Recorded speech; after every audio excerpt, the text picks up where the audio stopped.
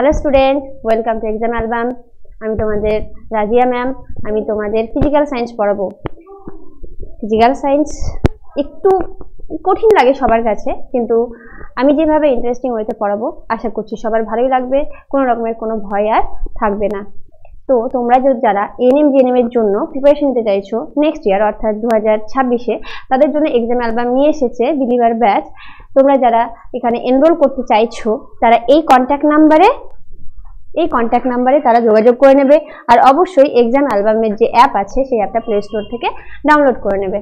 আমি এই ব্যাচে ফিজিক্যাল সায়েন্সে পড়াবো, তাছাড়াও আরও যে সমস্ত অভিজ্ঞ টিচাররা আছে তারা এএনএম জিএনএম এর বাকি যে সাবজেক্টগুলো আছে সেগুলো তারা পড়াবে। আজকে আমরা যেটা শুরু করব সেটা পরীক্ষার জন্য প্লাস অন্যান্য ক্লাস 10, 9 বা আদার্স ক্লাসের জন্য এটা খুবই গুরুত্বপূর্ণ একটা চ্যাপ্টার।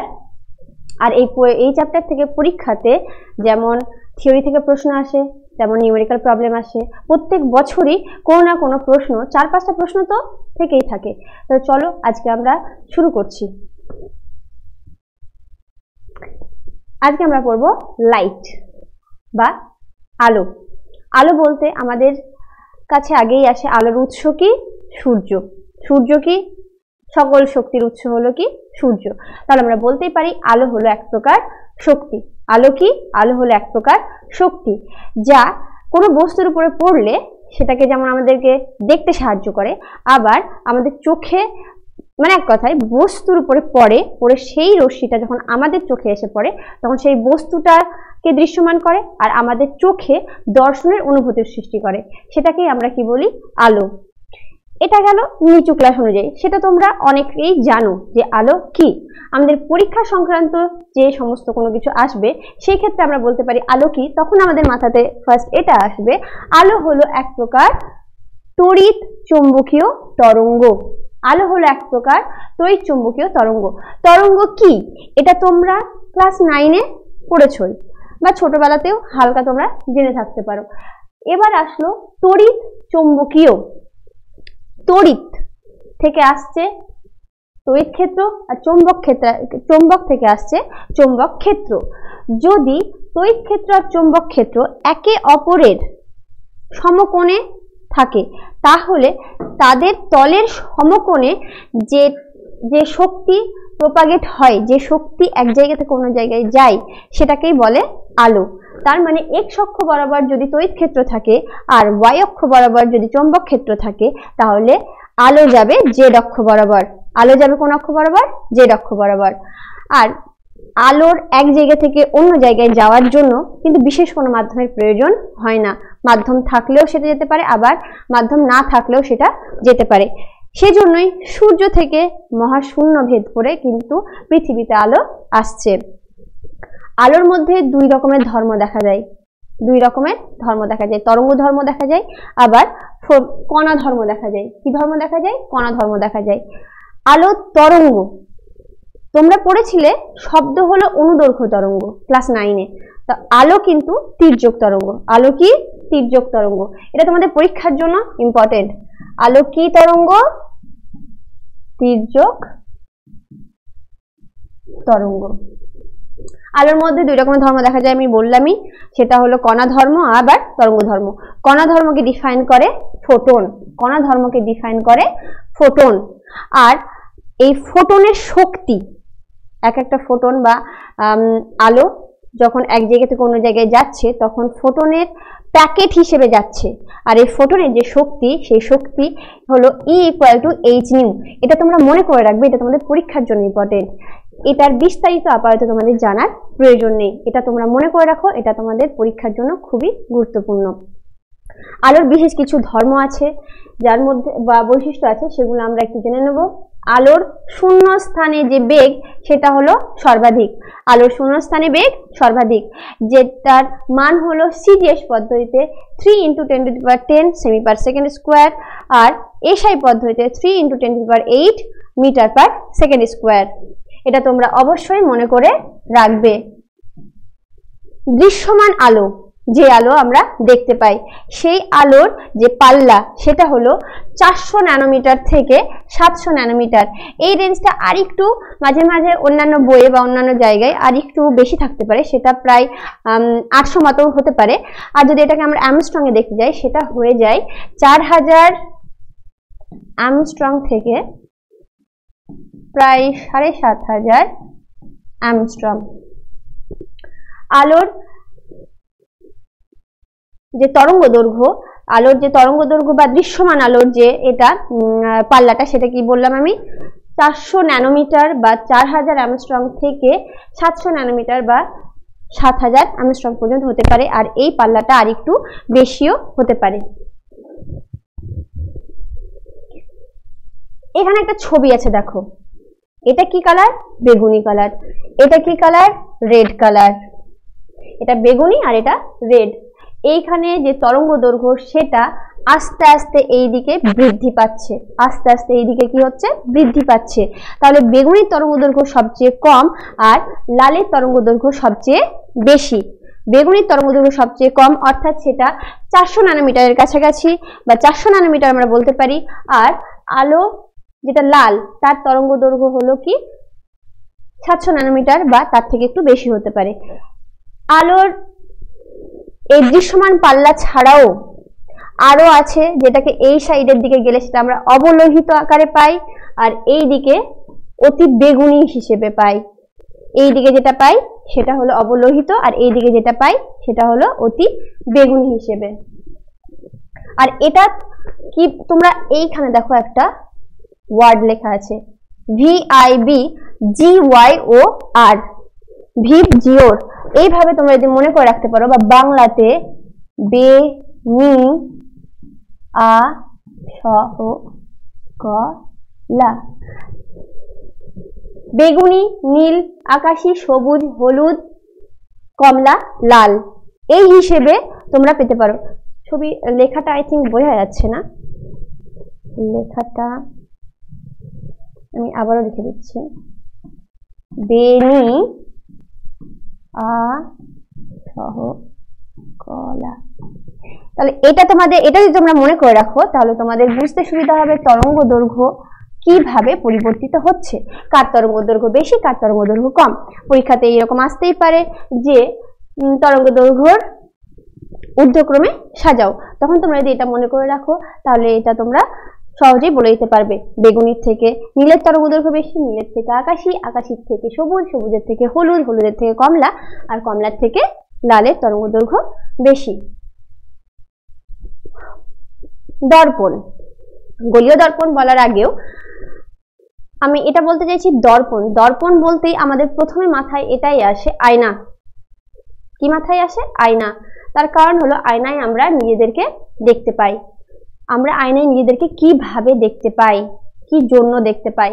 আমরা আয়নাতে প্রতিফলনের, আলোর প্রতিফলনের জন্য আমরা কিন্তু নিজেদেরকে দেখতে পাই। প্রতিফলনটা কি? প্রতিফলনটা হলো আলো যখন চকচকে কোনো তলে পড়ে, তারপরে চকচকে মসৃণ হতে পারে বা অমসৃণ হতে পারে, তলে পড়ে যখন মাধ্যম চেঞ্জ না করে অন্য পথে সেই মাধ্যমে ফিরে যায়, তখন সেটাকে বলে প্রতিফলন। তখন সেটাকে কি বলে? প্রতিফলন। তাহলে আমি এখানে একটু প্রতিফলনটা হালকা করে বলে দিই তোমাদের।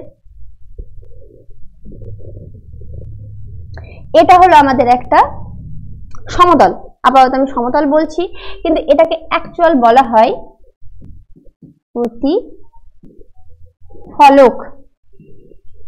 যেই সমতলে প্রতিফলন ঘটে সেটাকে বলা হয় কি? প্রতিফলক। একটা রশ্মি আসলো,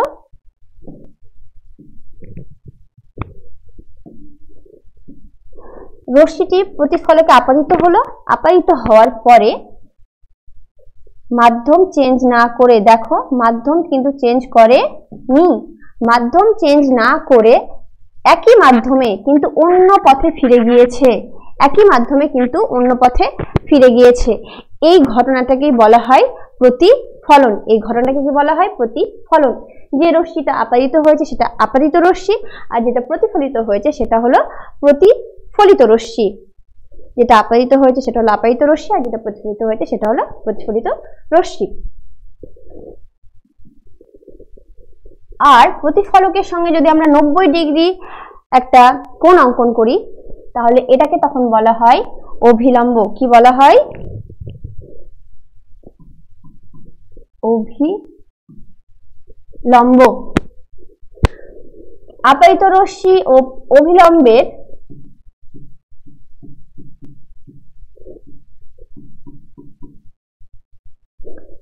মধ্যবর্তী যে কোণ সেটাকে বলা হয় আপাতন কোণ। কি বলা হয়? আপাতন কোণ। আর অভিলম্ব ও প্রতিফলিত রশ্মির যে কোণ সেটাকে আর দিয়ে ডিনোট করা হয়, নাম হলো প্রতিফলন কোণ। আপাতিত রশ্মি, আপাতন কোণ, অভিলম্ব, প্রতিফলন কোণ ও প্রতিফলিত রশ্মি।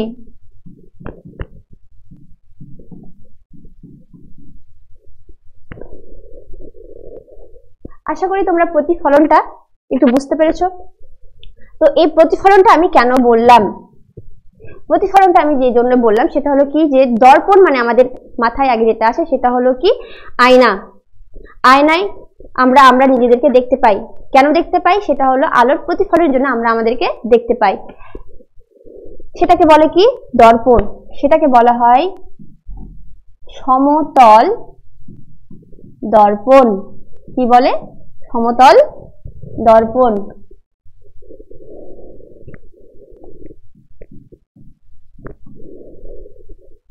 এখানে লেখা আছে দেখো গোলীয় দর্পণ। গোলীয় মানে কি? গোল। গোল কোনো একটা প্রতিফলকের, গোল কোনো একটা প্রতিফলকের যদি একটা অংশকে আমরা কেটে নিই, দিয়ে সেটাকে আমরা দর্পণ হিসেবে ব্যবহার করি, তখন সেটাকে বলা হবে গোলীয় দর্পণ। গোলীয় দর্পণ দুই রকমের, অবতল দর্পণ আর উত্তল দর্পণ। অবতল দর্পণ আর উত্তল দর্পণ। তোমরা বাড়িতে সবাই চামচ দেখেছো। চামচটা দেখবে এই রকম দেখতে হয়। চামচটা এইরকম টাইপের দেখতে হয়। যখন এই দিকটা চকচকে কিন্তু এই দিকটা অমসৃণ বা ঘষা, তখন সেইটাকে আমরা বলবো উত্তল দর্পণ। মানে আলো প্রতিফলিত হয়ে, আলো আপতিত হয়ে এই দিকের অংশে প্রতিফলিত হবে, এই দিকটা তখন প্রতিফলক রূপে কাজ করবে, তখন সেটাকে আমরা বলবো উত্তল দর্পণ। আর এর অপোজিট, অর্থাৎ এই দিকটা হয়ে যাবে ঘষা, আর এই দিকটা যদি প্রতিফলক হিসেবে কাজ করে, তখন সেটাকে আমরা বলবো অবতল দর্পণ। কি বলবো? অবতল দর্পণ। দেখে নাও, অবতল দর্পণ আর উত্তল দর্পণ। এই দিকটা যে নেভি ব্লু আছে, এই দিকটা হলো ঘষা, অর্থাৎ এই দিকে কিন্তু আলো প্রতিফলিত হচ্ছে না। আলো এই দিকে প্রতিফলিত হবে। যদি আলো এই দিকে প্রতিফলিত হয়, এই দিকটা যদি প্রতিফলক রূপে কাজ করে, তখন সেটাকে আমরা বলবো উত্তল দর্পণ। আর এই দিকটা যদি প্রতিফলক হিসেবে কাজ করে, তখন সেটাকে আমরা বলবো অবতল দর্পণ। কি বলবো? অবতল দর্পণ। আমরা এবার দর্পণ সংক্রান্ত কিছু সংজ্ঞা আছে যেগুলো তোমাদের জন্য জানার দরকার, সেগুলো নিয়ে আমি বলছি। নিশ্চয়ই এই যে দর্পণটা আছে সেটা আমি প্রথমেই বললাম কোনো একটা গোলকের অংশ, আর সেই গোলকটার নিশ্চয়ই একটা কোনো কেন্দ্র আছে, সেই কেন্দ্রটাকে বলা হয় বক্রতা কেন্দ্র। কি বলা হয়? বক্রতা কেন্দ্র। আর এই প্রতিফলকের যে মধ্যবিন্দু আছে, প্রতিফলকটার যে মধ্যবিন্দু আছে, সেটাকে বলা হয় মেরু। কি বলা হয়? মেরু। আর এটাকে বলা হয় বক্রতা কেন্দ্র। মেরু আর বক্রতা কেন্দ্রের মধ্যে যে দূরত্বটা, সেটাকে বলা হয় আর বক্রতা ব্যাসার্ধ। কি বলা হয়? বক্রতা ব্যাসার্ধ। সেম ভাবে অবতল দর্পণের জন্য কিন্তু তাই। আমি উত্তল দর্পণের ছবিটা এঁকেছি ঠিকই, কিন্তু অবতল দর্পণের জন্য এক্স্যাক্টলি সেম। এবার যদি এই প্রান্ত আর এই প্রান্তর মধ্যে আমরা একটা দৈর্ঘ্য পরিমাপ করি, দূরত্ব নিই, দুই প্রান্তের যে দূরত্ব, সেটাকে বলা হবে রৈখিক উন্মেষ। সেটাকে বলা হবে রৈখিক উন্মেষ, এম এম প্রাইম। আর দুই প্রান্ত, এই দুই প্রান্ত বক্রতা কেন্দ্রে যে কোণ উৎপন্ন করেছে সেটাকে বলা হবে কৌণিক উন্মেষ। সেটাকে কি বলা হবে? কৌণিক উন্মেষ।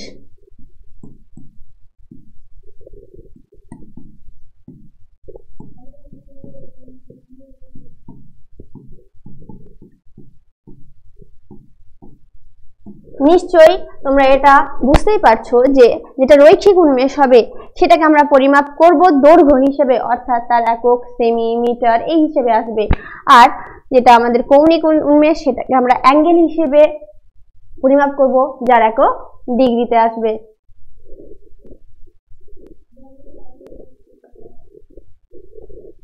মেরু, এবার এই যে মেরু আর বক্রতা কেন্দ্র এই দুটোকে সংযুক্ত করার পরে যদি আরো একটু আমরা বাড়িয়ে দিই, তাহলে যে অক্ষটা পাবো সেটাকে বলবো আমরা প্রধান অক্ষ। সেটাকে কি বলবো? প্রধান অক্ষ। সাধারণত মেরুকে আমরা পি দিয়ে ডিনোট করি পরীক্ষায়, পি দিয়ে আমরা ছবিতে ডিনোট করি। তার কারণটা নিশ্চয়ই বারবার মেরু বা পোল এটাকে বড় অক্ষর বড় ভাবে না লিখে সেটাকে কি দিয়ে করবো আমরা? ছোট্ট একটা এ দিয়ে, সেটা হলো কি পি। বক্রতা কেন্দ্রকে সেই হিসেবে আমরা ডিনোট করি সি দিয়ে, বক্রতা কেন্দ্রকে ডিনোট করি সি দিয়ে, আর বক্রতা ব্যাসার্ধকে আর দিয়ে।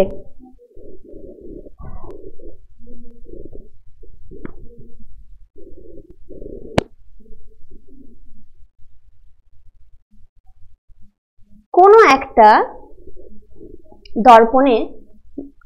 একটা দর্পণে আলো প্রতিফলিত হচ্ছে, মানে আলো এই স্থানটা থেকে, এই বিন্দুটা থেকে আলো পড়ছে, আপায়িত হচ্ছে। তাহলে দেখো কিছু আলো আছে এই যে প্রধান অক্ষ,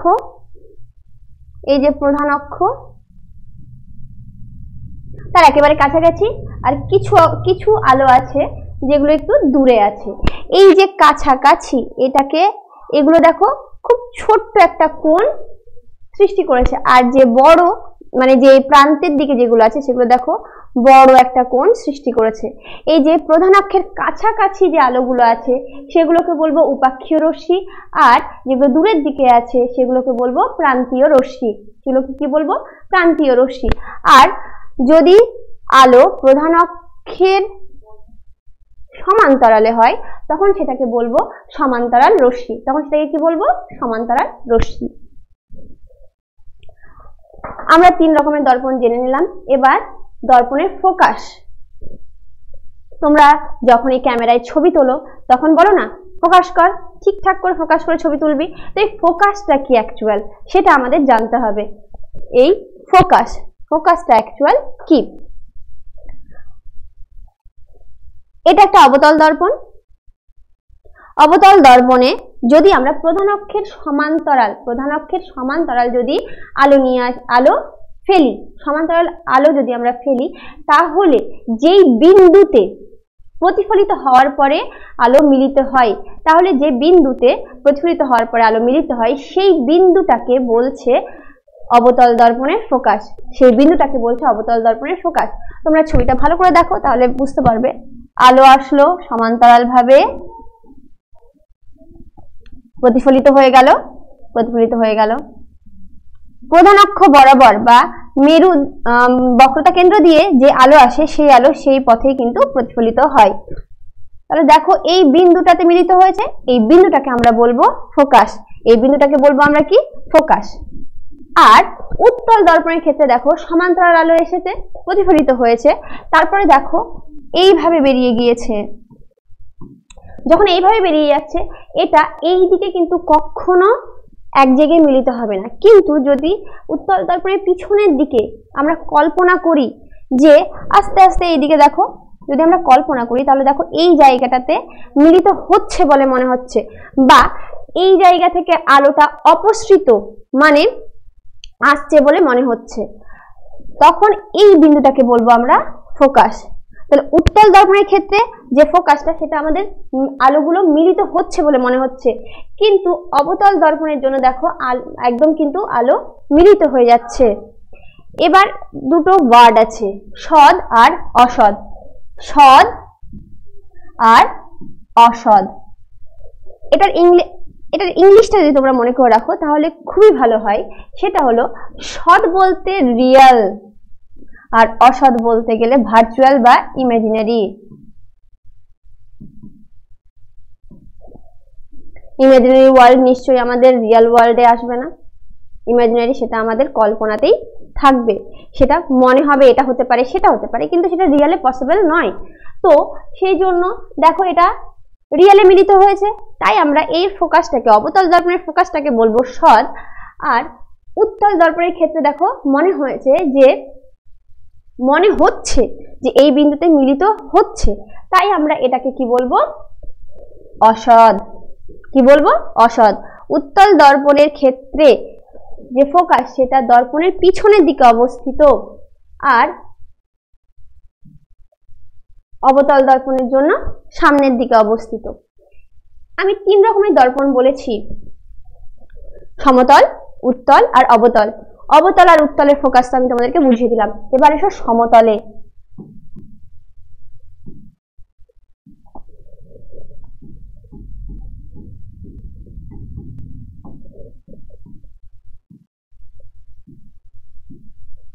সমতল দর্পণের ফোকাস। সমতল দর্পণ যখন আমরা দেখি তখন দেখবে সমান্তরাল ভাবে আলো আসলো, আবার কিন্তু সমান্তরাল ভাবেই বেরিয়ে যায়। তো সমান্তরাল ভাবে যখন বেরিয়ে যায়, সমান্তরাল আলো বা সমান্তরাল রেখা কাকে বলে? সমান্তরাল রেখা তাদেরকে বলে যারা পরস্পর কখনো মিলিত হয় না, তখনই কিন্তু তাদেরকে আমরা সমান্তরাল সরলরেখা বলে থাকি। তাহলে কোনো দর্পণে আলো সমান্তরাল ভাবে এসে সমান্তরাল ভাবে প্রতিফলিত হলো, সমান্তরাল ভাবে এসে সমান্তরাল ভাবে প্রতিফলিত হলো, তাহলে কি কোথাও গিয়ে মিলিত হবে? অবভিয়াসলি কোথাও গিয়ে মিলিত হবে না। তাই সমান্তরাল দর্পণের ফোকাস অসীম, অর্থাৎ অসীমে। কোথায়? অসীমে। ওকে। প্রতিফলন কাকে বলে?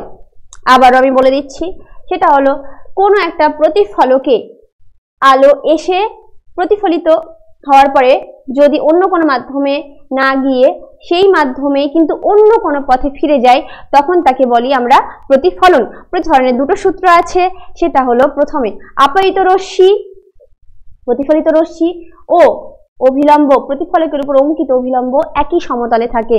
ভালো করে খেয়াল করো, একই সমতলে আছে। আর আপাতন কোণ অর্থাৎ আপতিত রশ্মি ও অভিলম্বের মধ্যবর্তী কোণ, প্রতিফলন কোণ অর্থাৎ অভিলম্ব আর প্রতিফলিত রশ্মির যে মধ্যবর্তী কোণ, এই প্রতিফলন কোণ, এই দুটো সর্বদা কি হবে? সমান হবে। এই দুটো সর্বদা কি হবে? সমান হবে। এই সূত্রটা কিন্তু ভালো করে মনে করে রাখবে। দ্বিতীয় নাম্বার সূত্রটা, প্রথম নাম্বার সূত্রটা মনে করে রাখবে, দ্বিতীয় নাম্বার সূত্রটাও অবশ্যই ভালো করে মনে করে রাখবে। এই জায়গাটা থেকে অনেক সময় অনেক রকমের ম্যাথ আসে। প্রতিফলন হলো 2 প্রকারের, নিয়মিত আর বিক্ষিপ্ত। যদি প্রতিফলক তল চকচকে মসৃণ হয় তখন সেটা হবে নিয়মিত প্রতিফলন, আর যদি প্রতিফলক তল অমসৃণ হয়, প্রতিফলক তল যদি অমসৃণ হয় আর এবড়োখেবড়ো অর্থাৎ এবড়োখেবড়ো হয়, তখন সেটাকে আমরা বলবো বিক্ষিপ্ত প্রতিফলন।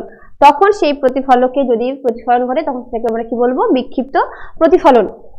এই 2 রকমের প্রতিফলনের ক্ষেত্রেই কিন্তু প্রতিফলনের এই দুটো সূত্রই প্রযোজ্য, প্রতিফলনের এই দুটো সূত্রই প্রযোজ্য। একটু আগেই আমি তোমাদেরকে বক্রতা ব্যাসার্ধ সম্পর্কে বলে দিয়েছি, ফোকাস দূরত্ব সম্পর্কে বলে দিয়েছি।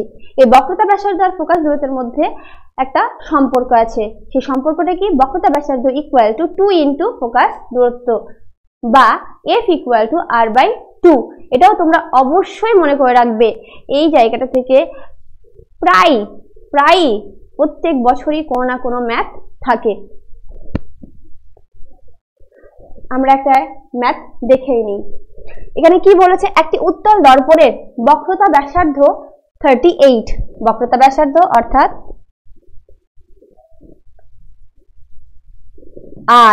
R ইকুয়াল টু কত? 38। আর আমরা কি জানি সম্পর্ক,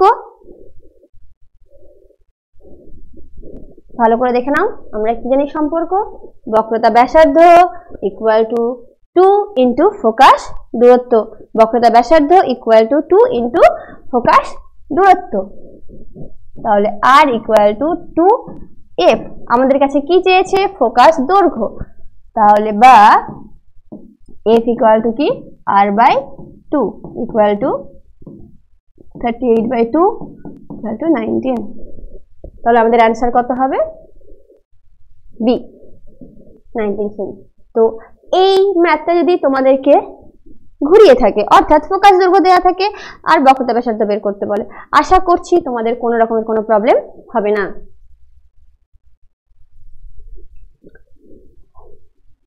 সমতল দর্পণের যে প্রতিবিম্ব গঠিত হয় সেই প্রতিবিম্বের কিছু কিছু বৈশিষ্ট্য আছে। সেই বৈশিষ্ট্যগুলো কি, সমতল দর্পণেও দেখবে যে দর্পণের পিছনে কিন্তু প্রতিবিম্ব গঠিত হয়, সেটাকে কিন্তু আমরা রিয়েল ওয়ার্ল্ডে নিয়ে আসতে পারবো না। আমি যেই দিকে আছি সেই দিকে কিন্তু প্রতিবিম্ব গঠিত হবে না। অর্থাৎ প্রতিবিম্বটা কি টাইপের হবে, অসৎ টাইপের হবে। কি টাইপের হবে, অসৎ টাইপের হবে। আর প্রতিবিম্বের মাথা আর আমার মাথা নিশ্চয়ই একইভাবে থাকে। প্রতিবিম্ব, আমার যা দৈর্ঘ্য, আমার যা হাইট, আবার প্রতিবিম্বের হাইটও সেম হয়। অর্থাৎ প্রতিবিম্বের আকার বস্তুর আকারের সমান হবে। আর আমার মাথা আর প্রতিবিম্বের মাথা একইভাবে আছে, অর্থাৎ সেটা কি হবে, সমশীর্ষ হবে। মানে ধরে রাখো এই যে বোতলটা এইভাবে আছে, তার প্রতিবিম্ব এইভাবে গঠিত হয়েছে, তাহলে সেটাকে আমরা বলবো সমশীর্ষ। তার পাশাপাশি যদি এটা উল্টে যায় তখন সেটাকে কি বলবো, তখন সেটাকে আমরা বলবো অবশীর্ষ। কি বলবো, অবশীর্ষ। দর্পণ থেকে বস্তু যতটা দূরে থাকবে, প্রতিবিম্ব দর্পণ থেকে এক্স্যাক্টলি ততটাই দূরে থাকবে। আমি যদি আয়নার দিকে হেঁটে যাই, দেখবে আমার যে প্রতিবিম্ব সেটাও কিন্তু হেঁটে আসবে। আমি যদি দর্পণ থেকে দূরে যাই, আমার প্রতিবিম্ব কিন্তু দর্পণ থেকে দূরে যাবে। তাহলে কি, যে প্রতিবিম্বের যে দূরত্ব দর্পণ থেকে আর বস্তুর যে দূরত্ব দর্পণ থেকে সেটা কি হয়, সমান হয়। আর এটার জন্যই আমরা অনেক লেটার বা অনেক বস্তুর পার্শ্বীয় পরিবর্তন দেখি। পার্শ্বীয় পরিবর্তন, পার্শ্বীয় মানে কি, পাশাপাশি পরিবর্তন। সাপোজ পি আয়নার সামনে যদি রাখা হয়, তাহলে পি এর এই বিন্দুটা যতটা দূরত্বে আছে দর্পণ থেকে, প্রতিবিম্বও কিন্তু ঠিক ততটা দূরেই হবে। অর্থাৎ তখন কিন্তু এই রকম ভাবে পিটা গঠিত হবে, এই রকম করে।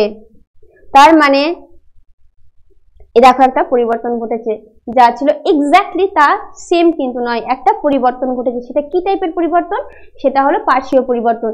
পার্শ্বীয় পরিবর্তন কি জন্য ঘটে, তার কারণ হলো দর্পণ থেকে বস্তুর দূরত্ব যা থাকবে, দর্পণ থেকে প্রতিবিম্বের দূরত্ব এক্স্যাক্টলি সেম হবে। এই জন্যই কিন্তু আমাদের পার্শ্বীয় পরিবর্তনটা দেখা দেয়। আমাদের সমতল দর্পণের কিছু কিছু বৈশিষ্ট্য, আরো কিছু বৈশিষ্ট্য আছে। এগুলো এখন তোমাদের বিস্তারিত না জানলেও হবে, কিন্তু এই জিনিসগুলো তোমাদেরকে ভালো করে জেনে রাখতে হবে। বিস্তারিত না জানো কিন্তু জেনে রাখো, যে যদি আমরা কোনো বস্তুকে দর্পণের দিকে ভি বেগে এগিয়ে নিয়ে আসি, তাহলে প্রতিবিম্ব কিন্তু 2v বেগে এগিয়ে আসবে। কত বেগে, 2v, মানে বস্তুর বেগের তুলনায় দ্বিগুণ বেগে কিন্তু এগিয়ে আসবে। অর্থাৎ প্রতিবিম্বের আপেক্ষিক গতিবেগ দ্বিগুণ হয় বস্তু সাপেক্ষে। আপেক্ষিক কথার মানেই হলো কারো না কারো সাপেক্ষে। অর্থাৎ এখানে যখন আপেক্ষিক কথাটা বলা হয়েছে, তার মানে কার সাপেক্ষে, বস্তুর সাপেক্ষে। কার সাপেক্ষে, বস্তুর সাপেক্ষে। আর কারো বা কোনো বস্তুর যদি আমরা সম্পূর্ণ প্রতিবিম্ব দেখতে চাই, তাহলে তার যে দর্পণের উচ্চতা হতে হবে, মানে আমরা কোনো সম্পূর্ণ ব্যক্তিকে দেখতে চাইছি, তাহলে তাকে যে আয়নার সামনে বা যে দর্পণের সামনে রাখতে হবে, যে সমতল দর্পণের সামনে রাখতে হবে, তার উচ্চতা হবে তার হাইটের অর্ধেক। একটি এইচ উচ্চতার ব্যক্তি সম্পূর্ণ প্রতিবিম্ব দেখার জন্য প্রয়োজনীয় দর্পণের ন্যূনতম উচ্চতা হলো h/2। h/2 এটা ভালো করে তোমরা মনে করে রাখবে। কোনো দর্পণকে যদি আমরা থিটা কোণে ঘোরাই, তাহলে প্রতিবিম্ব 2 থিটা কোণে ঘুরে যাবে, প্রতিবিম্ব, এতক্ষণ আমি তো প্রতিবিম্ব বলে আসলাম। প্রতিবিম্বটা কি? প্রতিবিম্ব বলতে গেলে আমরা বুঝি আমরা আমাদেরকে আয়নাতে যেটা দেখি সেটাই প্রতিবিম্ব। প্রতিবিম্ব হলো কোনো আলোক রশ্মি এসে যদি কোনো বিন্দুতে মিলিত হয় বা মিলিত হচ্ছে বলে মনে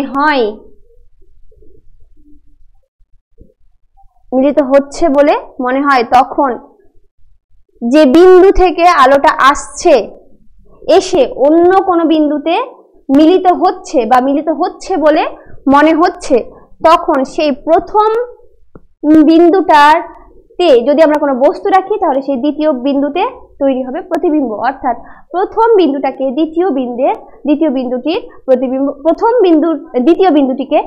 বিন্দুর প্রতিবিম্ব বলা হবে। প্রতিবিম্ব দুই প্রকার, সৎ,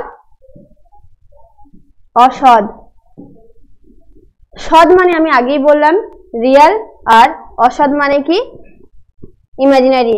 অর্থাৎ যেটাকে আমরা পর্দায় ফেলতে পারবো সেটাকে বলবো সৎ, আর যে প্রতিবিম্বকে আমরা পর্দায় ফেলতে পারবো না সেটাকে বলবো আমরা অসৎ। আর যদি আমরা আকার হিসেবে দেখি, মানে মাথা হিসেবে দেখি, তাহলে সমশীর্ষ আর অবশীর্ষ আসে,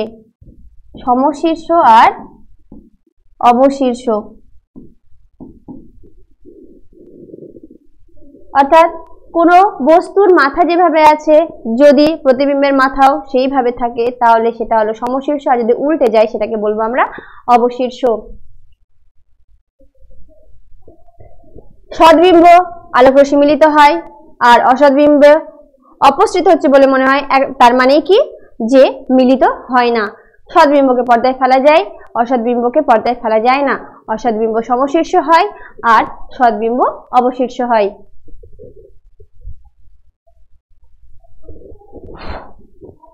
এতক্ষণ তো আমরা প্রতিবিম্ব পড়লাম।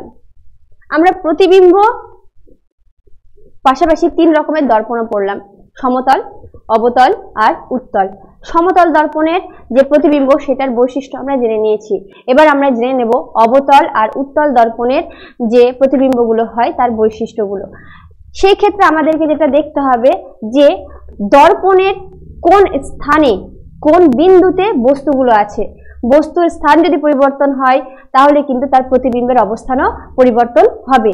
এগুলো আমি তোমাদেরকে খুব সহজে, খুব ছোট ছোট করে তোমাদেরকে আমি বলে দিচ্ছি। অবতল দর্পণ। আর যখন আমরা দর্পণে ছবি আঁকবো প্রতিবিম্বের, তখন আমাদেরকে 3 রকমের রশ্মি নিতে হবে। একটা সমান্তরাল ভাবে যেন আসে, একটা বক্রতা কেন্দ্র দিয়ে যেন যায়, আর আরেকটা যেন ফোকাস দিয়ে যায়। এই 3 রকমের রশ্মি যে জায়গায় মিলিত হবে, এই 3টে রশ্মি যে জায়গায় মিলিত হবে সেই জায়গাতে কিন্তু প্রতিবিম্ব গঠিত হবে। এইখানে দেখো যে যদি অসীম দূরত্বে থাকে বস্তু, অসীম দূরত্ব বলতেই আমরা বুঝে যাই যে যে আলোটা আসছে সেটা সমান্তরাল আকারে আসছে, সমান্তরাল রশ্মি আকারে আসছে। সমান্তরাল ভাবে যদি আলো আসে আর অসীম দূরত্বে যদি বস্তু থাকে তাহলে প্রতিবিম্ব সব সময় ফোকাসে উৎপন্ন হবে। কোথায় উৎপন্ন হবে? ফোকাসে উৎপন্ন হবে। এটা তোমরা ফোকাসের সংজ্ঞা থেকেই জানতে পারবে যে সমান্তরাল আলোক রশ্মি যে স্থানে মিলিত হয় সেটাই হলো ফোকাস। আর তার মানে কি? মিলিত হয়েছে মানে ওখানেই তার প্রতিবিম্ব গঠিত হবে। তার মানে কি? যে বস্তু যদি অসীম দূরত্বে থাকে প্রতিবিম্ব ফোকাসে গঠিত হবে। প্রতিবিম্বের প্রকৃতি কি টাইপের হবে?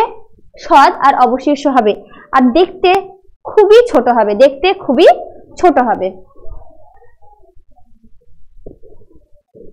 বস্তু যদি বক্রতা কেন্দ্রের বাইরে থাকে, তখন যে প্রতিবিম্বের অবস্থান হবে সেটা হবে ফোকাস আর বক্রতা কেন্দ্রের মধ্যবর্তী স্থানে। মধ্যবর্তী নয়, মধ্যে।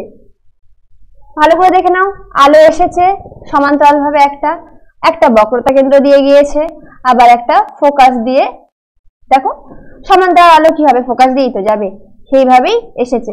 এই দুটো আলোক রশ্মিকে যখন মিলিত করবে তখন দেখো এই জায়গাটাতে মিলিত হয়েছে, তার মানে কি এইটা হলো আমাদের প্রতিবিম্ব। বক্রতা কেন্দ্রের বাইরে যদি বস্তু থাকে তাহলে প্রতিবিম্বের অবস্থান কোথায় হবে, বক্রতা কেন্দ্র আর ফোকাসের মধ্যে।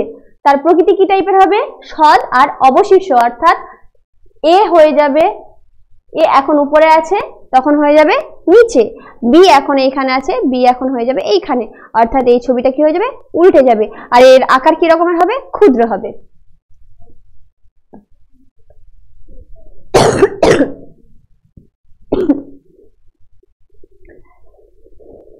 এবার যদি বস্তুর অবস্থান বক্রতা কেন্দ্রেই হয়, কোথায় হয়, বক্রতা কেন্দ্রেই হয়, তখন যে প্রতিবিম্বের অবস্থান হবে সেটা কিন্তু বক্রতা কেন্দ্রেই হবে, আর এটা সদ আর অবশিষ্ট হবে। আর এটা ভালো করে মনে করে রাখবে, এইখানে কিন্তু বস্তুর আকার আর প্রতিবিম্বের আকার সমান হবে। কি হবে, বস্তুর আকার আর প্রতিবিম্বের আকার সমান হবে। আর যদি এবার বস্তুটি রাখা হয় বক্রতা কেন্দ্র আর ফোকাসের মধ্যে, বক্রতা কেন্দ্র আর ফোকাসের মধ্যে, তাহলে কিন্তু প্রতিবিম্বের অবস্থান চলে যাবে বক্রতা কেন্দ্রের বাইরে। একটু আগেই কিন্তু তোমরা পড়লে বক্রতা কেন্দ্রের বাইরে বস্তু রাখলে কিন্তু প্রতিবিম্ব গঠিত হবে কোথায়, বক্রতা কেন্দ্র আর ফোকাসের মধ্যে। এখানে দেখো বক্রতা কেন্দ্র ফোকাসের মধ্যে বস্তু রাখছি, তাহলে কিন্তু কোথায় তৈরি হচ্ছে, বক্রতা কেন্দ্রের বাইরে তৈরি হচ্ছে। এই ক্ষেত্রে যে প্রতিবিম্বের প্রকৃতি হবে সেটা কি হবে, সদ হবে, অবশিষ্ট হবে, আর দেখতে কিন্তু কি হবে, বড় হবে, বস্তুর আকারের থেকে প্রতিবিম্বের আকার বড় হবে। আর যদি এবার আমি বস্তুটাকে যদি ফোকাসে রাখি তাহলে প্রতিবিম্ব কোথায় গঠিত হবে, অসীমে। প্রথমেই আমরা পড়লাম না যে বস্তু আছে অসীমে, তাহলে প্রতিবিম্ব কোথায় গঠিত হবে, ফোকাসে। এখন দেখো বস্তু রেখেছি ফোকাসে, তাহলে প্রতিবিম্ব কোথায় গঠিত হচ্ছে অসীমে। সেই ক্ষেত্রে প্রতিবিম্বের যে প্রকৃতি হবে সেটা সদ হবে, অবশিষ্ট হবে, আর অত্যন্ত বড় হবে। কি হবে, অত্যন্ত বড় হবে। এত কিছু বলার পরে তোমাদের এখন এগুলো তো ভালো করে মনে করে রাখতেই হবে, কেননা পরীক্ষায় খুবই ইম্পর্টেন্ট।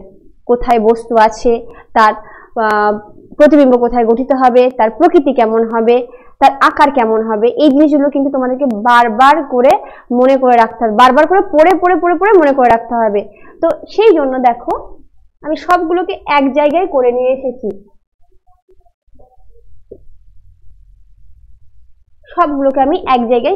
এসেছি, দেখো বস্তুর অবস্থান, প্রতিবিম্বের অবস্থান, প্রকৃতি আর আকার, এইগুলো সবগুলো এইখানে ডিটেলসে লেখা আছে।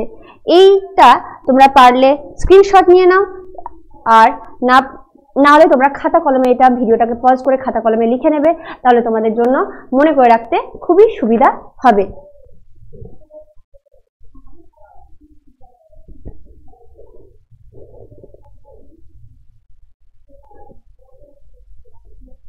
এতক্ষণ তো বললাম আমি অবতল দর্পণ, এবার এসো উত্তল দর্পণে। উত্তল দর্পণে কিন্তু ফোকাস কি, ফোকাস হলো দর্পণের পিছনে অবস্থিত, সেখানে আলো মিলিত হচ্ছে বলে মনে হয়। তো এই ক্ষেত্রে যদি আমাদের সমান্তরাল আলোক রশ্মি আসে, মানে এক কথায় বস্তু কোথায় যদি থাকে, অসীমে থাকে, তাহলে তো অবশ্যই ফোকাসে প্রতিবিম্ব তৈরি হবে, কিন্তু এই ক্ষেত্রে কিন্তু দেখো প্রতিবিম্বের যে প্রকৃতি সেটা কি হয়ে যাবে, অসৎ হয়ে যাবে আর সমশীর্ষ হবে, আর এটা আকারে কি হবে, অত্যন্ত ক্ষুদ্র হবে। আর যদি বস্তুর অবস্থান মেরু ও অসীম, যে মেরু আর অসীমের মধ্যবর্তী যে কোনো অবস্থানে হয়, তাহলে তার যে প্রতিবিম্ব গঠিত হবে সেটা মেরু আর ফোকাসের মধ্যে হবে, আর দর্পণের পিছনে হবে। সেটা কি হবে, অসৎ টাইপের হবে। দর্পণের পিছনে মানে কি হয়ে যাচ্ছে, সেটা অসৎ টাইপের হয়ে যাচ্ছে। তাহলে উত্তল দর্পণ কিন্তু মনে রাখা আমাদের জন্য তুলনামূলক একটু সহজ। অসীম মানে ফোকাস, অসীম থেকে যখনই মানে বস্তুকে যখন আমরা অসীমে রাখছি তখন কোথায় তৈরি হচ্ছে, ফোকাসে তৈরি হচ্ছে। আর যদি আমরা বস্তুটাকে মেরু আর অসীমের মধ্যে রাখি তাহলে দেখো ফোকাস আর মেরুর মধ্যে কিন্তু প্রতিবিম্ব তৈরি হচ্ছে। আর প্রতিবিম্ব দেখো সবসময় অসৎ অসৎ। আর আকার কি হচ্ছে? ক্ষুদ্র হচ্ছে। আকার কি হচ্ছে? ক্ষুদ্র হচ্ছে। তার উত্তর দর্পণ কিন্তু আমাদের তুলনামূলক সহজ মনে করে রাখার জন্য। তবুও আমি এখানে একটা ছক দিয়ে দিয়েছি, এই ছকটা তোমরা হয় খাতায় টুকে নেবে ভিডিওটাকে পজ করে, আর না হলে তোমরা স্ক্রিনশট নিয়ে নিতে পারো।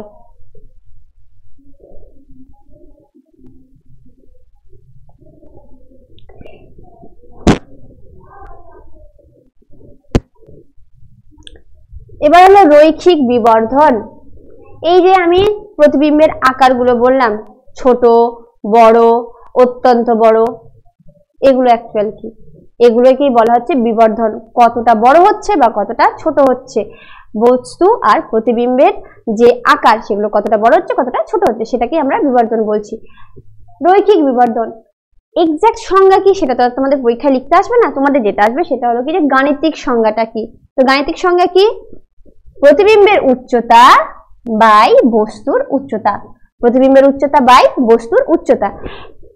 এম, এটাকে এম দিয়ে ডিনোট করা হয়। M equal to H prime by H. এটা তোমরা অনেক জায়গায় অনেক বইয়ে আই বাই ও এই আকারেও দেখতে পারো। দর্পণের ক্ষেত্রে এটা ডেরিভেশন করে পাওয়া যায়, সেটা তোমাদের এখন দরকার নেই। কি পাওয়া যায়? প্রতিবিম্বের দূরত্ব আর বস্তুর দূরত্ব। প্রতিবিম্বের দূরত্ব বাই বস্তুর দূরত্ব, সেটা কি? M equal to minus V by U. এখানে লেন্স আছে, লেন্স আমি তোমাদের পরের টপিকে পড়াবো, পরের দিনের ক্লাসে পড়াবো, সেটা তবু সেখানে আরো ডিটেলসে বলবো। তো তোমাদের এখানে যেহেতু বিবর্ধনটা চলেই এসেছে, তো তোমরা এখানে দেখে রাখো যে এখানে যে লেন্সের ক্ষেত্রে যে বিবর্ধনটা হয় সেটাও প্রতিবিম্বের দূরত্ব বাই বস্তু দূরত্ব হয়, কিন্তু এটা পজিটিভ হয়। দর্পণের ক্ষেত্রে হয় নেগেটিভ আর লেন্সের ক্ষেত্রে হয় পজিটিভ। এম রৈখিক বিবর্ধন।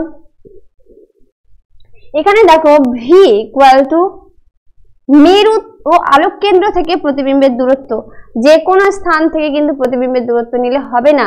আবার সেম ভাবে যে বস্তুর দূরত্ব সেটাও কিন্তু যে কোনো স্থান থেকে নিলে হবে না।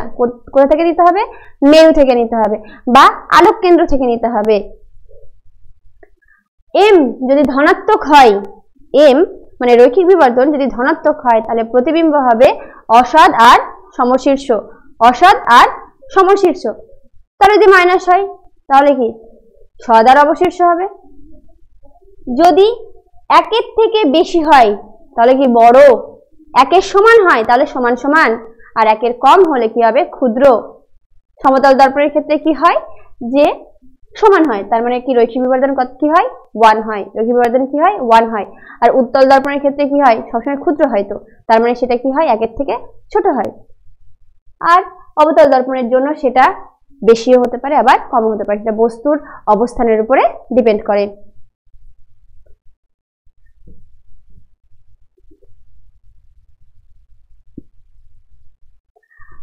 আমরা এই বিবর্ধন থেকে একটা ম্যাথ করে নিই, কারণ তোমাদের পরীক্ষাতে তো ম্যাথও আসবে না।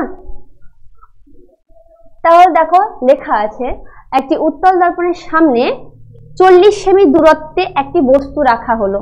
তাহলে কি? ইউ, বস্তুর দূরত্ব ইউ ইকুয়াল টু কত সেমি? 40 সেমি। তার উচ্চতার 1/5 উচ্চতা সম্পন্ন একটি প্রতিবিম্ব গঠিত হয়। তার মানে কি? এখানে দেখো হাইট হিসেবে দিয়েছে, উচ্চতা হিসেবে দিয়েছে, তাহলে কি? আর কত বলে দিয়েছে? 1/5। তার মানে কি? এম ইকুয়াল টু কিন্তু 1/5 আমাদেরকে বলেই দিয়েছে। আর বলেছে যে তাহলে প্রতিবিম্বের দূরত্ব কত হবে? এম ইকুয়াল টু এটা বলে দিয়েছে আমাদেরকে। আবার আমরা এম ইকুয়াল টু কি জানি? ভি বাই ইউ, আর চেয়েছে কত? ভি।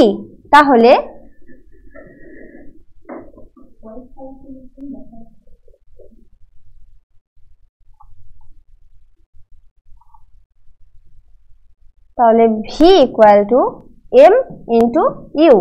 এম কত? 1/5 ইন্টু ইউ কত? 40। কত হয়ে গেল? 8। তাহলে আমাদের অ্যান্সার কত? 8 সেমি। আশা করি তোমাদের এইরকম ম্যাথ থাকলে তোমাদের করতে কোনো সমস্যা হবে না। আর আজকের ক্লাসটা আশা করি তোমাদের খুব ভালো লেগেছে।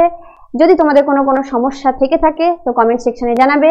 আর অবশ্যই এক্সাম অ্যালবামের যে চ্যানেলটা আছে সেটা তোমরা সাবস্ক্রাইব করে নেবে, আর যে অ্যাপটা আছে সেই অ্যাপটাও তোমরা ডাউনলোড করে নেবে। যদি কোনো কোয়ারি থাকে তাহলে এই নাম্বারে তোমরা কন্ট্যাক্ট করে নেবে। Thank you.